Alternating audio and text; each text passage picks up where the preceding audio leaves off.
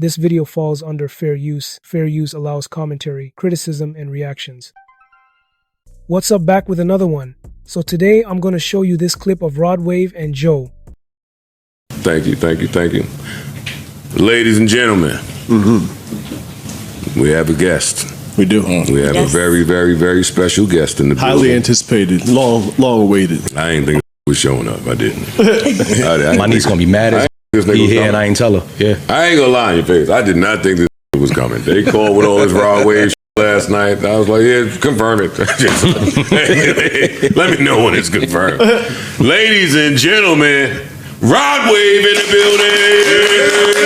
Let's go. I echo. First of all, how you feeling, my brother? I'm just cooling it, Let's get that mic right. Yeah. How you feeling? I'm just cooling it, man. I'm good. Now we got you. It's a superstar.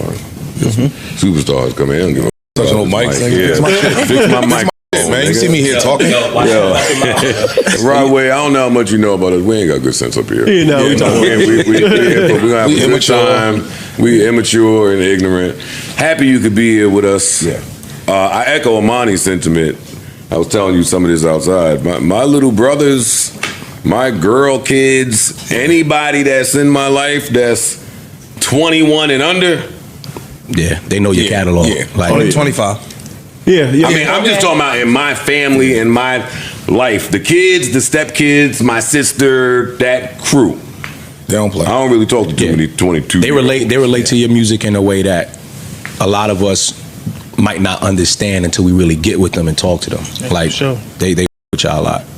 Sure, I feel like a lot of the point of views that be coming from a lot of the, you know what I'm saying, a lot of the ways. So I can hear you.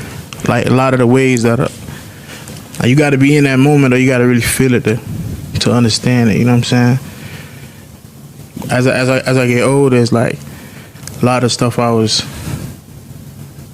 looking at in a certain light, I might not feel that way or understand it no more. You see what I'm saying? So I could understand why, like, it's a younger demographic. Yeah. You blew up really very young. You were probably what, 19, something like that? Yeah. How old are you now? 26. Oh, so you speaking for that generation? Like you're like a spokesperson for most of the kids of that era and this era now who feel like they're going through the similar things or similar emotions. Yeah, for sure. Did you get in the game thinking it was going to be a certain way, and then when you got in it, it's like, oh, I mean, not really. It kind of happened so fast. I was a real music connoisseur. I was a real fan of just music, period. So I always kind of had an understanding or maybe like an idea, you know what I'm saying, of how I really go. But it's just when you're so young, you don't really understand that it's really like it's a business, you know. It's more business than art. Talent, artistry. Sure. Who were like your inspirations? Yeah, or who were you listening to before you got on at 19? I'm one of the, like, I listen to all kind of shit, but my real inspiration that really made me look at this shit, like, you could really do this shit. I used to, you know, I'm from Florida, so you know what I'm saying, I used to listen to a lot of Kodak and really see like how easy it is to get into this shit. Chief Keef. Shout out to Kodak. Kodak. Chief Keef, you name the guys. Young boy, just all the young who was like this shit right there. It ain't as hard as it might have been, like to, you know, get a deal, or you got to go through all these steps and do all this. You could just hit the shoot a video, drop it. It's just, as time go on, it become it get younger and younger. It get more accessible to the people. You know what I'm saying? Mm-hmm. I feel like that's just how media work. How as time going on, you know what I'm saying? You said a lot of like not recent, but a lot of people kind of a younger generation still. Are there any older acts like what was being played in your household? I the boy Drake. Yeah, I like the Drake. I like how he was real, like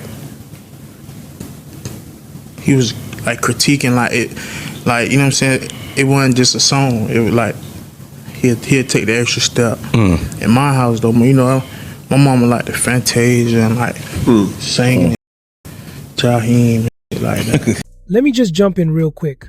You gotta respect how Joe always brings that unfiltered energy. Whether folks agree or not, His platform is huge, and artists know they'll get real conversations and real attention when they sit down with him. Because you do a lot of singing too, so I had to imagine that would be a big influence on you. Like, like you kind of really are on the borderline between a singer and an MC. You know what I'm saying? Yeah. There you go. I never really liked it to sing. I just thought when I was younger, I was just thinking like it was real soft, like it was real like. You feel me? I ain't want people to think it was soft. You was in the choir. Yeah, my big brother used to make me like, man, sing this part like right here like this. But I never do it in front of people, so I always thought it was just soft like. I didn't want nobody thinking I was soft, so I never really embraced it until like I got older. Drake made it fly. Huh? Drake made it fly. Type. Yeah, he one of them who definitely made it fly, but it still is like, you know what I'm saying, where nigga coming from, you don't want nigga to think you know what I'm saying? Like, it just wasn't cool at the time.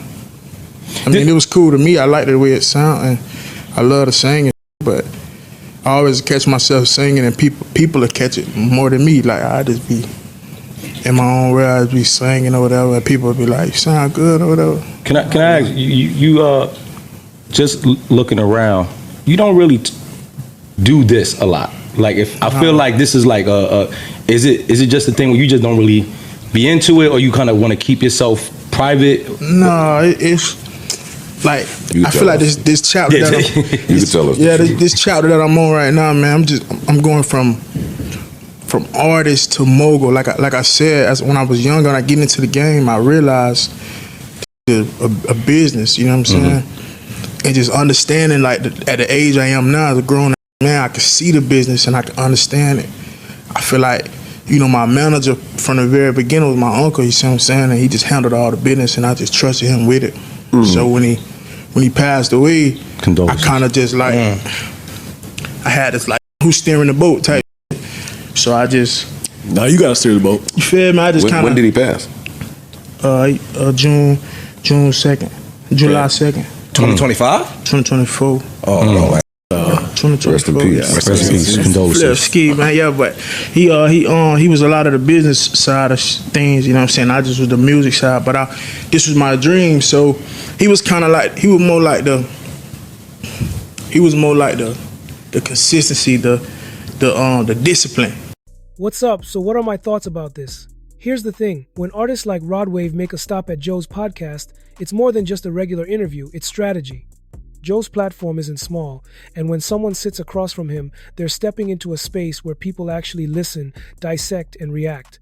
That's why moments like this tend to go viral. Whether you're a day one fan or just curious, Joe's reach means that your name ends up in conversations you might not even expect. Now, as for Joe grilling Rod, that's part of the formula. Joe challenges people, and even if you don't always agree with how he does it, the end result is engagement. It pushes artists to clarify their moves, explain their vision, and sometimes even reconsider how they're being perceived. A lot of times, artists don't get to really talk about the business side of what they're doing, but on this podcast, it's out there, and that's the difference. You're not getting the polished answers you'd hear on morning radio. You're getting raw reactions, pressure, and sometimes honesty that hits harder than any promo. In a game where attention is currency, appearances like this keep an artist relevant and in rotation. Whether Rod handled it well or not is for the viewers to decide, but being in that chair gets people talking, and in music today, that's half the battle. Okay, so drop a comment, smash that like button, and make sure you subscribe for more videos like this, and I'll see you in the next video.